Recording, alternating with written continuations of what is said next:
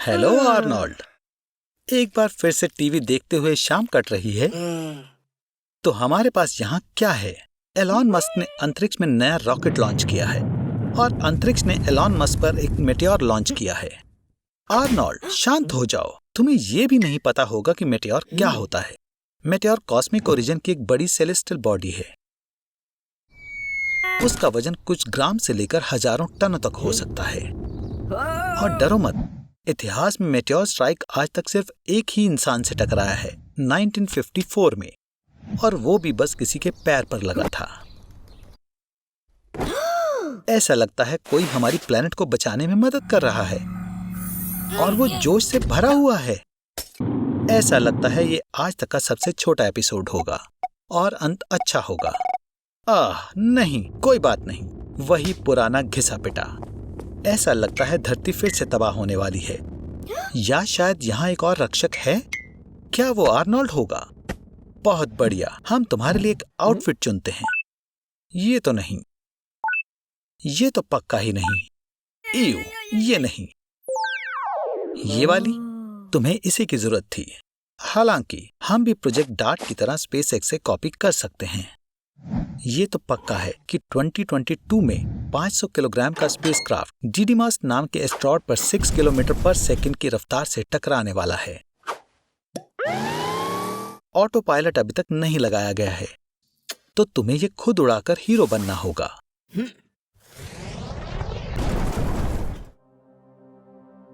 ओह वाह आर्नोल्ड, तुम बच गए, बाकी सभी छोटे छोटे जीवों की तरह।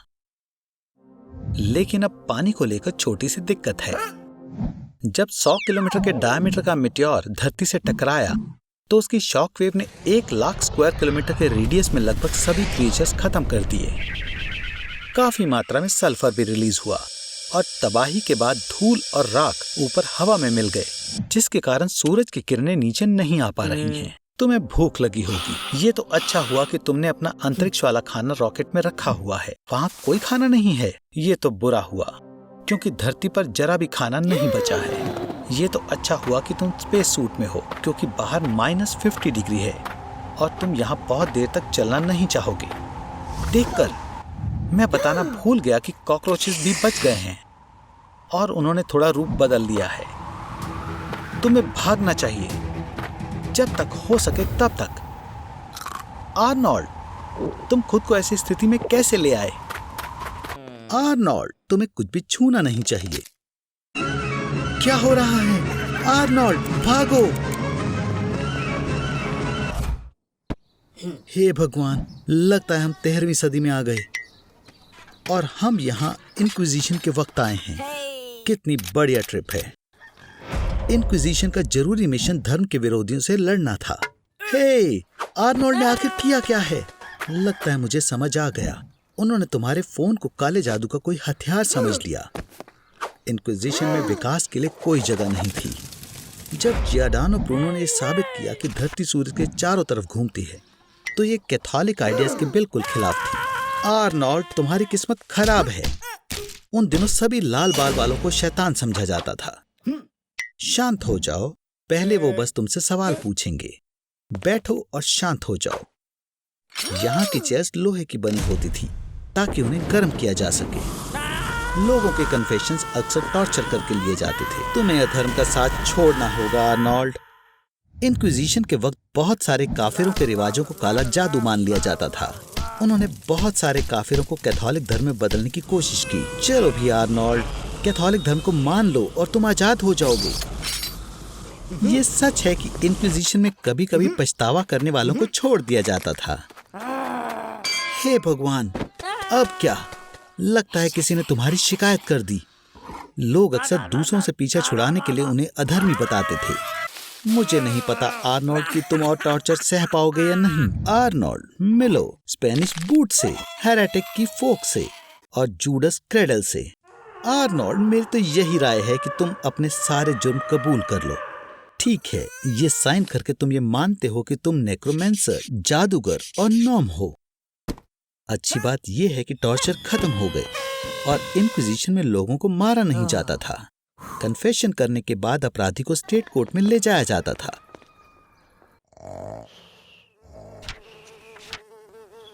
शांत हो जाओ आर्नी, कोई तुम्हें जलाएगा नहीं। कानून के हिसाब से वो बस तुम्हारा गला काट देंगे।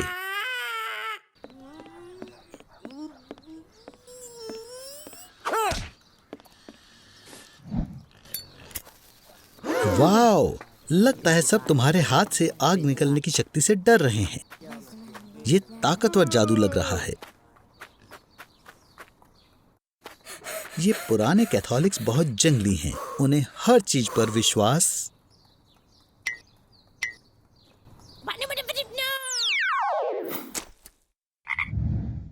क्या तुम्हें पता था आर्नोल्ड कि यहाँ दुनिया में लगभग 7500 मेगाटन की कंबाइंड कैपेसिटी के साथ 15,000 वॉरहेड्स हैं? तुम्हें ये भी पता होना चाहिए कि 5 मिनट पहले मैंने उनमें से एक तुम्हारी तरफ भेजा है। गैस पर बात करने का फायदा नहीं आर्नोल्ड। इलेक्ट्रोमैग्नेटिक पल्स वेव सारे इलेक्ट्रॉनिक को खराब कर देता है। आजकल की गाड़ियाँ बहुत भरी होती हैं। दूसरा, तुम शॉक वेव से टकरा सकते हो। बल्कि अगर ये पुरानी रस्ट बकेट भी सॉलिड ग्राफीन से बनी हो, जो एटॉमिक लेवल पर डायमंड से ज्यादा मजबूत होती है, तो तुम कैसे भी चमत्कार से इस तबाही से बच जाओगे। तुम्हें फिर भी जीते जी इस नर्क से गुजरना होगा। अब जल्दी से खड़े हो जा आर्नोल्ड। हमें देखना होगा कि तुम एक्सप्लोजन के एपिसेंटर से कितने दूर हो। याद रखें, अगर तुम्हें मशरूम जैसा क्लाउड दिखे तो अपने हाथ को उस तरफ करके अपना अंगूठा उठाएं। अगर बादल का नाप तुम्हारे अंगूठे से बड़ा हो तो तुम रेडियो एक्टिव जोन में हो। कितना किस्मत वाला लड़का है। क्या तुम्हारे पास सनस्क्रीन है? ये तुम्हारी मदद नहीं करेगी बेवकूफ। मैं मजाक कर रहा हूँ। तुम्हें यहाँ से भागना चाहिए जल्दी। रेडियो एक्टिव आइसोटोप्स की थोड़ी मात्रा ने पहले ही धीरे धीरे तुम्हारे डीएनए को नष्ट करना शुरू कर दिया है। तुम्हें कैसा महसूस हो रहा है मेरे दोस्त? हाँ, ये सही है। ये शॉवर लेने का बढ़िया समय है। दूसरी चीजों के संपर्क में ना आना और खास पानी के प्रोसीजर को इस्तेमाल करना आपके बचने के चांसेस को बढ़ा देगा। वाटर फिल्टर करो आर्नोल्ड, बल्कि कम रेडिएशन भी आगे चलकर घातक ट्यूमर्स बना देगी। खैर, बधाई, तुम न्यूक्लियर अटैक से गुजर चुके हो और तुम्हें अब हेलोवीन कॉस्ट्यूम की और जरूरत नहीं। लेकिन ये अंत नहीं है। अगर दुनिया में कोई न्यूक्लियर वॉरहेड वाली मिसाइल लॉन्च करता है तो डोमिनो इफेक्ट फॉलो करेगा। दुनिया के सारे न्यूक्लियर पावर्स लड़ाई के सामान को छोड़ देंगे। फिर आती है असली कयामत आर्नोल्ड। इंसानियत के युग का अंत होने वाला है। तैयार है। तुम्हारे बिल्कुल सामने नई जनरेशन की डेलोरियन खड़ी है। मैंने इस टेस्ला को अपग्रेड किया है ताकि तुम ना सिर्फ एक से दूसरी सिटी जा सको, बल्कि दूसरे साल में भी जा सको, जैसे कि 1986 में। ये काम किया। हम चेर्नोबिल न्यूक्लियर पावर प्लांट में हैं, बस डिजास्टर से कुछ मिनट पहले।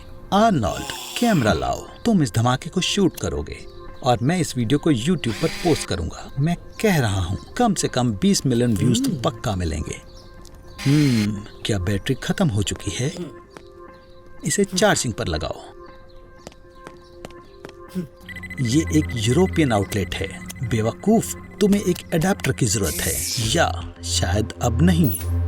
आर्नोल्ड, तो ये सब तुम्हारी वजह से हुआ। इससे कोई फर्क नहीं पड़ता। तुम्हें यहाँ से निकलने की जरूरत है, जल्दी। ग्लव बॉक्स में पावर बैंक है, उसे कार से प्लग करो।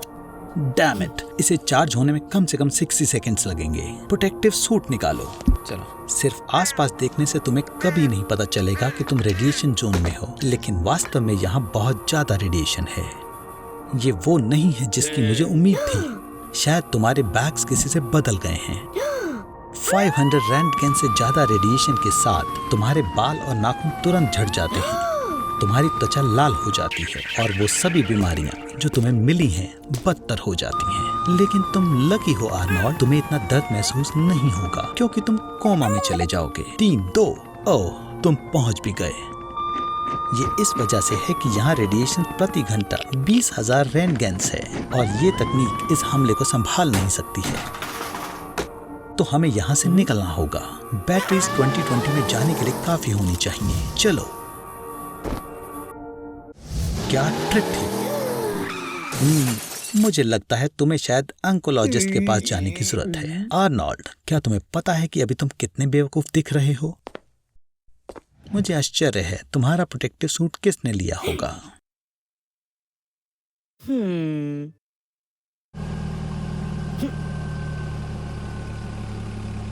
बनने के बारे में तुम्हारा क्या ख्याल है? तुम निशाने पर हो, मेरे निशाने पर, और अगर तुमने फोन काटा मैं तुम्हें शूट कर दूंगा। इस तरह से आराम करो आर्नोल्ड, तुम्हें बस फोन पर नॉन स्टॉप बात करनी है और अपनी दयनीय जिंदगी जीनी है। तुम वैसे भी क्या करते हो? तुम मूवीज देखते हो, काम पर जाते हो, क्या तुम्हारे पास काम है भी? बिल्कुल है। तुम मेरे लिए काम करोगे आर्नी? तुम मूर्ख हो। तुम्हें रोड पर नजर रखनी चाहिए। हर चौथा कार एक्सीडेंट मोबाइल फोन की वजह से होता है। शायद दुनिया भर में हर साल 1.6 मिलियन एक्सीडेंट। यह ड्रंक ड्राइविंग से 6 गुना ज्यादा है आर्नी। यह बेहतर होगा अगर तुमने ड्रिंक की होती। क्या तुम मुझे सुन रहे हो आर्नोल्ड? मैंने तुम्हें बिना रुकावट की बातचीत के बारे में कहा था। लाइन पर ही रहो। क्या तुम महसूस कर सकते हो कि तुम्हारा फोन कैसे गर्म हो रहा है? ये सब लिथियम बैटरी के ओवरवर्किंग के कारण हो रहा है। लिथियम एक एल्कली मेटल है जो बहुत तेजी से एनवायरनमेंट के साथ इंटरैक्ट करता है। तुमने शायद अपना चार्जर ब्लैक मार्केट से खरीदा होगा, जहां वो सस्ता नकली सामान बेचते हैं। इससे बैटरी डैमेज हो सकती है और परिणाम के रूप में एक्सप्लोजन। चिंता मत करो आर्नी, मैं तुम्हें नया फोन दूंगा। सब कुछ साइंस के नाम पर। मैं देख सकता हूँ कि तुम थके हुए हो, पर अफसोस की बात है कि तुम्हें सोने की अनुमति नहीं है। इंसोम्निया के पहले 2 दिनों के दौरान आप अपने शरीर में हल्की कंपकपी महसूस करोगे और कोऑर्डिनेशन करने में मुश्किल होगी। तीसरे दिन तुम्हारी न्यूट्रिशनल रिक्वायरमेंट बहुत बढ़ जाएगी क्योंकि तुम्हारा शरीर फैट बर्निंग मोड पर चला जाएगा। 4-5 दिनों के बाद आप देखने और सुनने के वहम का अनुभव करना शुरू करेंगे। तुम्हारी स्पीच अकल्पनीय हो जाएगी। हालांकि सच में मुझे यह भी नहीं पता कि तुम क्या कह रहे हो। तुम्हारे द्वारा रोज बोले जाने वाले शब्दों में 80% की कमी आएगी। तुम 1 हफ्ते में ज़ॉम्बी की तरह दिखोगे, कमजोर, कांपने वाला और जो सबसे आसान काम भी न कर पाए। ट्यूमर्स। अब इसके बारे में बात करना सही है। क्या आपको लगता है कि लगातार इलेक्ट्रोमैग्नेटिक रेडिएशन के कारण आर्नोल्ड को ट्यूमर का खतरा है? तुम्हें दुखी करने के लिए माफ करना। फोन रेडिएशन से अभी तक कोई ट्यूमर के होने का सबूत नहीं है। Cell phone radiation non ionising है और यह दिमाग के सेल्स में डीएनए को नुकसान पहुंचाने में सक्षम नहीं है, यहाँ तक कि आर्नोल्ड जैसे कमजोर के भी। पर अगर फोन में ज्यादा पावर होती, मान लो 1000 गुना ज्यादा, इस तरह के एक फोन का माइक्रोवेव ओवन के जितना इफेक्ट होगा। ये ट्यूमर तो नहीं करेगा, पर 1 मिनट से भी कम समय में ये आर्नोल्ड के दिमाग और शरीर को आसानी से पिघला देगा। बेहतर होगा कि तुम दूसरी मूवी देखो आर्नी। आर्नोल्ड अपने नए $multi-million सुपर टफ सूट पहनकर ट्राई कर रहा है। हे बेवकूफ, अपनी अंडरपैंट्स वापस पहनो। आज तुम सोलर सिस्टम के सबसे छोटे और सबसे बड़े प्लेनेट की सैर करने जाने वाले हो। क्या तुमने मेरी बात सुनी? तुम 1 मिनट में निकल रहे हो। जोर से खींचो। चलो वुप्स, हम बहुत दूर उड़कर आ गए। ठीक से कहें तो सूरज ने हमें अंदर खींच लिया। अब इसके ग्रेविटेशनल पुल को दूर करने के लिए और मरकरी तक पहुँचने के लिए हमें ज्यादा फ्यूल की जरूरत होगी। तब हम सोलर सिस्टम छोड़ देंगे। ये कैसे न कैसे काम कर गया।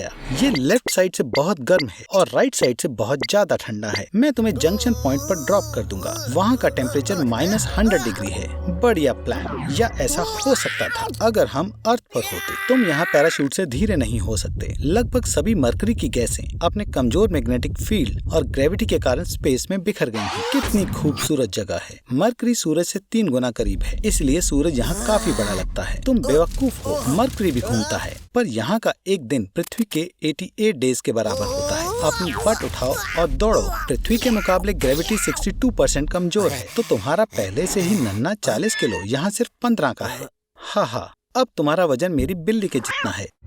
हिलना मत। हाँ, मॉइस्चर शरीर से बाहर निकलता है। पेट की गैसेस निकल चुकी हैं। मैंने तुम्हें बोला था कि हमारे जाने से पहले कोक मत पियो। तुम्हारे सॉफ्ट टिश्यूज का फ्लूइड गैस में बदल जाता है। ये ब्लोटिंग को एक्सप्लेन करता है। एंड रुको 10 सेकंड। बहुत बढ़िया। तुम्हारा दिमाग और दिल अभी भी काम कर रहा है और मौत 80 सेकंड्स में आएगी। हमारा अगला स्टॉप जुपिटर है। शांत हो जाओ। गहरी सांसें लो। सांस अंदर लो, सांस बाहर छोड़ो। सांस लो। डाइव। अपनी शक्तिशाली ग्रेविटी के साथ जुपिटर का खिंचाव पृथ्वी की तुलना में 2.5 गुना ज्यादा मजबूत है। तुम्हारी स्पीड बुगैटी स्पोर्ट्स कार की है, 430 किलोमीटर/आवर। अब यहाँ से निकलो बेवकूफ। तुम सोच भी नहीं सकते कि ये क्या है। 3 शब्द। Great red spot. ये हमारे सोलर सिस्टम का सबसे खतरनाक हरिकेन है। इसकी हवाएं प्रति घंटे में 600 किलोमीटर तक पहुंच जाती हैं। हमारी पूरी प्यारी प्लेनेट अर्थ को पलक झपकते ही इस भंवर में निगल लिया जा सकता है। तुम 156 किलोमीटर तक उतर चुके हो। ये ह्यूमन एक्सप्लोरेशन की लिमिट है। घने वातावरण में रेडियो सिग्नल्स या रोशनी नहीं आ पाती। यह हाई इलेक्ट्रिकल एक्टिविटी वाला जोन है, तो 1000 किलोमीटर लंबी बिजली की तरंगे आम बात हैं। एटमॉस्फेयर की ऊपरी परतों के दबाव के कारण 20,000 किलोमीटर गहराई में प्रेशर अर्थ से 3 मिलियन टाइम्स ज्यादा है और टेम्परेचर 10,000 डिग्री सेल्सियस पहुंच जाता है। और तुम अभी भी जिंदा हो। हमने कितना बढ़िया सूट बनाया है। तुम्हें पता है आर्नोल्ड, मैंने तुम्हें मॉर्ग में आकर आखिरी बार गुड बाय करने का सोचा। हे भगवान, क्या तुम जिंदा हो? नहीं, तुम दोबारा जिंदा हो गए हो। लगता है तुमने जो एलिक्सर पिया था वो काम कर गया। अब तुम हमेशा के लिए अमर हो।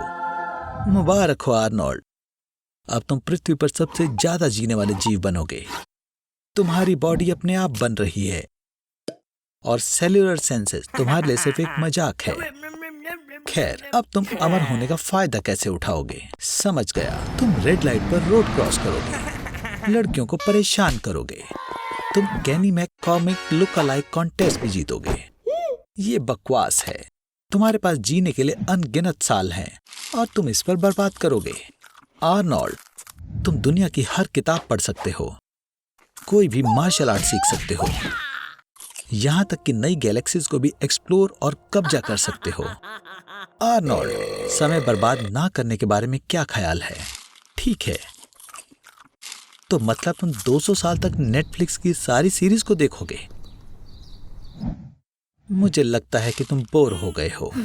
तुम्हारा घर खराब होना शुरू हो गया है और तुम अभी भी यंग हो। अमर होने का एक डिसएडवांटेज ये है कि आपको अपने चाहने वालों को छोड़ना पड़ता है। और तो और तुम्हारे आसपास की दुनिया काफी तेजी से बदल रही है, लेकिन तुम तरक्की नहीं कर पाओगे और तुम सोसाइटी में खुद को लाचार महसूस करोगे और हर चीज जो तुम्हें पसंद है वो धीरे धीरे साथ छोड़ती जाएगी। तुम्हें कोई भी चीज अच्छी या अजीब नहीं लगेगी क्योंकि तुम सब कुछ देख चुके हो। तुम खुद भी अंदर से डिप्रेस हो जाओगे। माफ करना दोस्त, पर ये किसी काम का नहीं है। कोशिश करना बेकार है आर्नोल्ड, तुम अमर हो। आर्नोल्ड, चलो चलकर शो देखते हैं। आर्नोल्ड, ओह ठीक है, मैं तुम्हें अकेला छोड़ देता हूँ।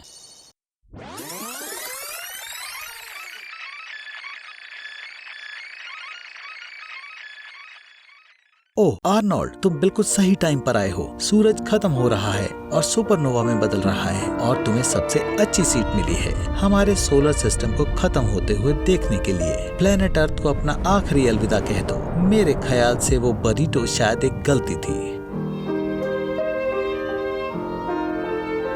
मैं स्पेस में हूँ, मैं स्पेस में हूँ। क्या तुम इस बात से हैरान हो कि प्लेन में सिर्फ तुम ही इकलौते पैसेंजर हो? ये बोइंग 767 दुनिया की सबसे खतरनाक एयरलाइन मानी जाती है। 2003 में कंपनी की स्थापना के ठीक बाद लैंडिंग के दौरान इसका एक प्लेन रनवे से उतर गया था। यात्रियों को कई चोट आई, पर सौभाग्य से सभी बच गए। फिर दोबारा कुछ समय बाद लैंडिंग से आधे घंटे पहले इसका एक प्लेन रडार से गायब हो गया। 2 दिन की खोज के बाद पता चला कि वो पहाड़ से टकरा गया और बोर्ड पर सवार 104 लोगों में से सिर्फ माइक्रोब्स बचे थे। प्लेन का पहला नियम, हमेशा खुद को बकल अप करें। एयर डेंसिटी लगातार बदल रही है। कल्पना कीजिए, गर्मी का मौसम है, आप एक मैदान के ऊपर से उड़ रहे हैं और प्लेन में गर्म हवा चल रही है। फिर अचानक मैदान खत्म हो जाता है और आप एक ठंडी झील के ऊपर आने लगते हैं। गर्म हवा अचानक प्लेन को प्रभावित करना बंद कर देती है और आप जाने लगते हैं। टर्बुलेंट प्लेन को हिला देगी और इसे 3 मीटर नीचे गिरा सकती है और ये सब 800 किलोमीटर प्रति घंटे की स्पीड से हो रहा है। अगर आपने 2G लोड के दौरान बेल्ट नहीं बांधी हुई तो आप बस गए। आपकी सीट या प्लेन के साथ होने वाली हर एक टक्कर आपकी पसलियां तोड़ देगी, बाजुओं को मोड़ देगी, आपकी खोपड़ी तोड़ देगी। Holy shit!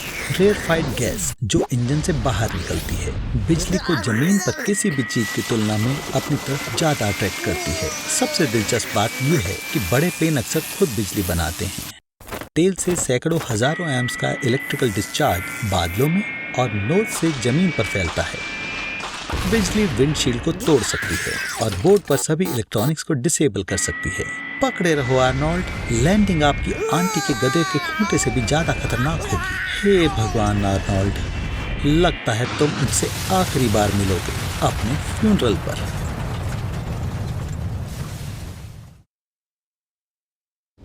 इंटरनेट पर मिला, ये एक बढ़िया शाम होने वाली है। सब ठीक है आर्नी, पहले तुम्हें देखना होगा क्या गड़बड़ है। तो केबिन से बाहर निकलो, बाहर जाओ। हाँ, यहाँ 3 केबल्स हैं जो एलिवेटर को ऊपर टांग कर रखती हैं और परेशानी इन केबल्स के साथ नहीं है, बल्कि एक केबल 4 काउस, 3 पोलर बियर्स या एक हिप्पोपोटामस के वजन को संभालने के लिए काफी मजबूत है। तीनों केबल्स का साथ में टूटने की संभावना असल में 0 है। ऐसा लगता है हमारी परेशानी मोटर के साथ है। पीछे हो जाओ आर्नोल्ड, नहीं तो तुम्हें आग पकड़ लेगी। काउंटर वेट से जुड़ी हुई मेटल केबल्स तुम्हारे एलिवेटर के केबिन से जुड़ी होती हैं। जब मोटर एक्टिवेट होती है, एलिवेटर ऊपर या नीचे जाता है। ऐसा लगता है कि केबिन पहले से ही पहली ब्रेक से जुड़ा हुआ है। ये ब्रेक इंजन के अंदर होती है और थोड़े से भी टूटने के संकेत से अचानक नीचे दब जाती है। घबराओ नहीं आर्नी, हमारे पास एक और ब्रेक है, सेफ्टी ब्रेक। वहाँ केबिन के नीचे अगर एलिवेटर की गति बढ़ती है, सेफ्टी ब्रेक कस जाती है और एलिवेटर रुक जाता है। खतरा खत्म हो गया। आर्नोल्ड, मुझे लगता है तुम मनहूस हो। मेरे पास एक आइडिया है, गिरने के लिए तैयार हो जाओ। आर्नोल्ड, तुम हमारे साइंटिफिक चैनल की रेपुटेशन को खराब कर रहे हो। सिर्फ क्योंकि तुम्हारा वजन ज्यादा नहीं है तो इसका मतलब ये नहीं कि तुम कूद कर बच सकते हो। अगर तुम्हारी जगह कोई और एथलेटिक आदमी होता, शायद वो कूद सकता था, लेकिन फिर उसका सिर एलिवेटर की छत से टकरा जाएगा। वो कहते हैं कि तुम फर्श पर लेट सकते हो, जिससे फोर्स ऑफ इम्पैक्ट पूरे शरीर पर फैल जाए, लेकिन अफसोस ये लैंडिंग नर्म नहीं होगी। 60 किलोमीटर पर आवर की स्पीड पर बॉटम से टकराना एलिवेटर को सिर्फ मलबे में बदल देगा। तो सोचो, इसी एलिवेटर में ये तुम्हारी बॉडी का क्या हाल करेगा। क्या तुम्हें लगता है कि मैं तुम्हें आसानी से मरने दूंगा? हे आर्नोल्ड, उम्मीद करते हैं तुम ठीक होगे। तुम्हारा ब्लड प्रेशर कैसा है? क्योंकि दूसरा टेलीपोर्ट ट्रांसफर हमेशा के लिए इंतजार नहीं करेगा ओल्ड बडी। आज तुम उन कुछ लोगों में से एक होने वाले हो जो लावा लेक की सतह पर गए हैं और सिर्फ ऐसे होगे जो वहाँ से जिंदा वापस आओगे। वैसे सारी शर्तें तुम्हारी किस्मत के साथ हैं आर्नी। ठीक है फिर 3, 2, 1 अपनी आंखें खोलो, नहीं तो तुम सब मिस कर दोगे। तुम्हारे पास सिर्फ 1 नैनो सेकंड है। तुम अफ्रीका में हो, समुद्र तल से 613 मीटर्स ऊपर खोलते हुए वोल्केनो एटा एल के मुंह में। बढ़िया या नहीं? फायर लेक की सतह पर हवा का तापमान 2200 डिग्री फ़ारेनहाइट हो जाता है, जो कास्ट आयरन को पिघलाने के लिए काफी है। हे, शांत रहो आर्नोल्ड, 1 नैनो सेकंड में तुम्हारे साथ कुछ हो नहीं जाएगा। मेरा मतलब, अगर सही में तुम्हारी किस्मत ने साथ नहीं दिया और वहाँ ज्यादा देर रुके तो तुम्हारी पहली सांस में लंग्स फटकर लपटों में बदल जाएंगे। तुम्हारी स्किन छिल जाएगी और कुछ करने के लिए सबसे सही होगा कि पूरी तरह से लावा में डूबना, ताकि तुम पेन शॉक की वजह से मर जाओ और 90 सेकंड के अंदर बेहतर जगह पर उठो। ज्यादा भरोसा नहीं?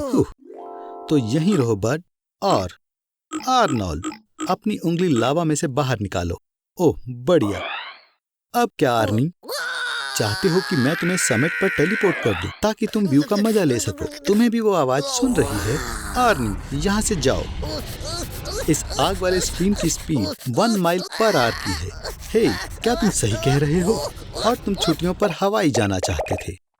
अगर यहाँ इरप्शन होगी तो तुम होवरबोर्ड पर राइड करते हुए भी लावा से आगे नहीं बढ़ पाओगे। खैर, आखिरकार तुम में से कुछ फायदेमंद छिड़क सकते हैं आर्नोल्ड। क्या होगा अगर हम सूरज पर जाएं? सिर्फ 1 नैनो सेकंड।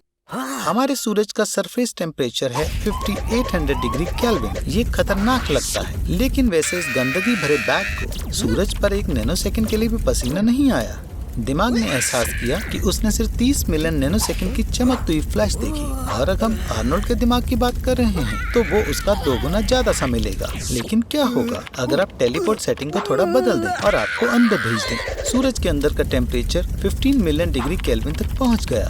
सरफेस की तरह नहीं, यहाँ तुम पहले ही पक जाओगे जितना हो सकता है। जैसे कि आप एक ट्रे में मुंह में सेब रखे हुए परोसे जाने से पहले एक माइक्रोवेव में है, शॉर्ट फोटोन वेव्स की वजह से।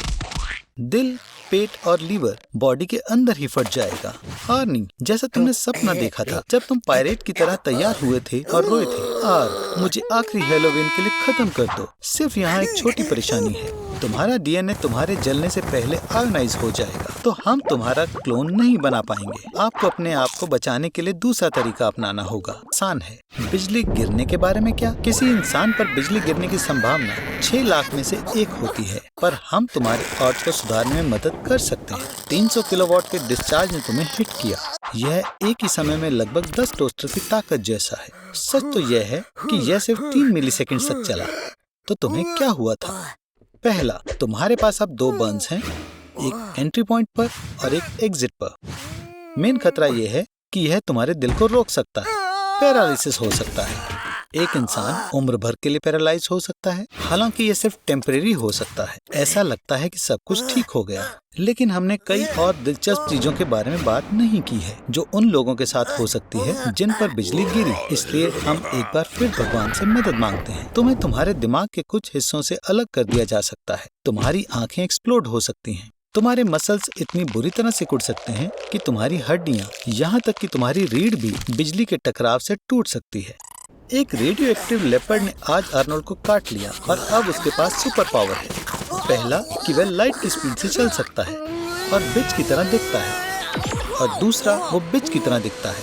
भागो आर्नल्ड, पर लंबे समय के लिए नहीं। तुम्हारा शरीर तुरंत गर्म हो जाएगा और हवा के मॉलिक्यूल्स के साथ फ्रिक्शन से जल जाएगा। ये तुम्हारे नाश्ते से भी ज्यादा बेकार लग रहा है, पर मान लो कि तुम्हारे पास एक सूट हो जो तुम्हें ऊंचे तापमान से सुरक्षित रखे। लाइट की स्पीड से आगे बढ़ते हुए तुम पृथ्वी के इक्वेटर को प्रति सेकंड 7 बार चक्कर लगा सकते हो, और तुम्हारे पास तुम्हारी किस्मत से पहले फैन से भागने तक का समय नहीं होगा। यहाँ तक कि तुम्हारे बीमार शरीर के साथ भी प्रभाव का बल ऐसा होगा जैसे एक ट्रक के साथ टक्कर, और भी ज्यादा। इकलौती जगह जहाँ तुम बिना किसी रुकावट के लाइट की स्पीड से दौड़ सकते हो वह खुली जगह है, लेकिन तुम्हें यहाँ भी मुश्किलें मिलेंगी। इस गति पर यहाँ तक कि एक हाइड्रोजन मॉलिक्यूल भी तुम्हारे लिए गोली की तरह होगा। यहाँ तक कि लाइट की स्पीड तक पहुँचने के बिना ही तुम रेडिएशन से मर जाओगे। इसलिए अच्छा होगा इस चीज को ट्रक के साथ। पृथ्वी के बीच का हिस्सा सतह से 7,891 माइल्स है। अगर आर्नोल्ड वहां जाएगा तो उसे 100 बार डार्विन अवार्ड मिलेगा। चलो उसकी मदद करें। हे आर्नोल्ड, पकड़ो।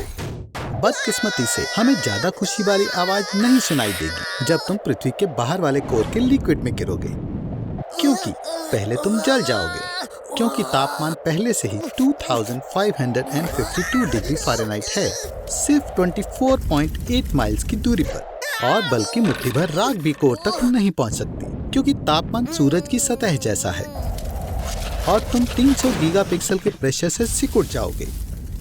लेकिन हमने तुम्हारे लिए कुछ खास किया था आर्नोल्ड। हमने सिर्फ तुम्हारे लिए पूरी पृथ्वी से गुजरता हुआ एक टनल खोदा। तुम्हें अंदर के टेम्परेचर और प्रेशर से डरने की जरूरत नहीं।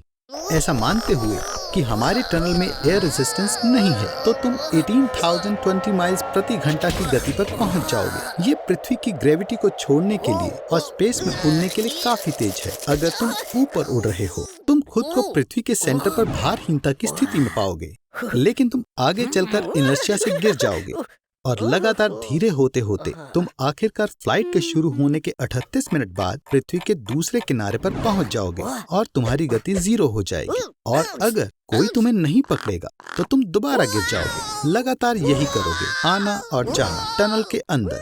और मजाकिया क्या हो सकता है आर्नोल्ड? पृथ्वी घूम रही है और तुम अपने टनल की दीवारों से 1491 माइल ज्यादा। कैसा चल रहा है आर्नोल्ड? क्या तुम गर्म हो? हमारे पास यहाँ एक होम माइक्रोवेव ओवन है, तो ये कुछ सेंटीमीटर डीप तक ही गर्म होता है।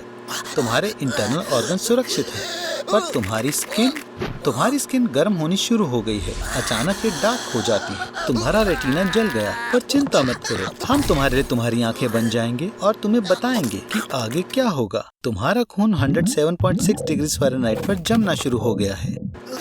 तुम सच में अंदर से पक गए हो। यहाँ ये लो।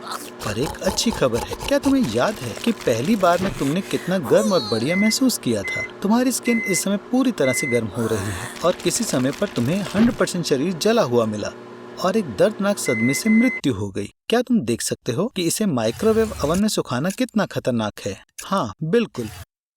काश तुम नहीं देख सकते, पर तुम्हारे कपड़े सूख गए हैं। देखो तुम कितने गर्म हो कि गर्माहट ने तुम्हारे कपड़े प्रेस कर दिए।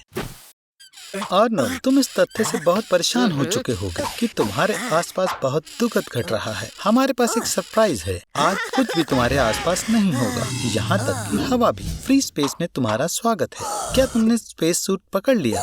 यह व्यर्थ था। दर्शकों की निराशा के लिए तुम दबाव के अंतर की वजह से फटोगे नहीं। त्वचा इंटरनल ऑर्गन्स को बचाए रख सकती है और खून को उबलने से बचा सकती है। क्या तुम हैरान हो कि तुम बर्फ की परत में नहीं ढके हो? फैक्ट यह है कि अंतरिक्ष के वैक्यूम में कोई थर्मल कंडक्टिविटी और कन्वेक्शन नहीं है, इसलिए बिल्कुल 0 पर पहुंचने में बहुत बहुत लंबा समय लगेगा। यहाँ कोई ऑक्सीजन नहीं है, इसलिए कुछ भी तुम्हें अल्ट्रावायलेट किरणों और रेडिएशन से नहीं बचाएगा। जल्द ही असुरक्षित त्वचा वाली जगह पर जलन दिखाई देगी, लेकिन यह खराब चीज नहीं है। तुम्हारा मुख्य दुश्मन ऑक्सीजन की कमी है। 10-15 सेकंड्स के बाद दिमाग बंद हो जाएगा। आर्नोल्ड शायद पहले ही हो गया।